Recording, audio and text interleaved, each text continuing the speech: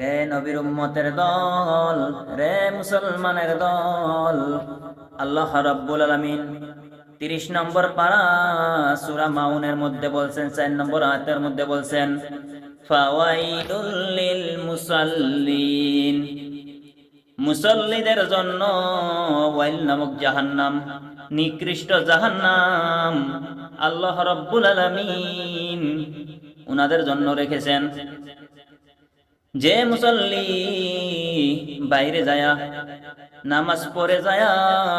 সুদের টাকা খায়, ঘুষের টাকা খায়, আল্লাহ রাব্বুল আলামিনকে ভয় পায় না,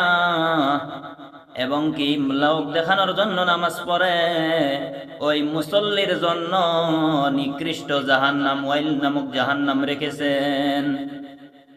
মাতরাম দোস্ত বুজুর্গ,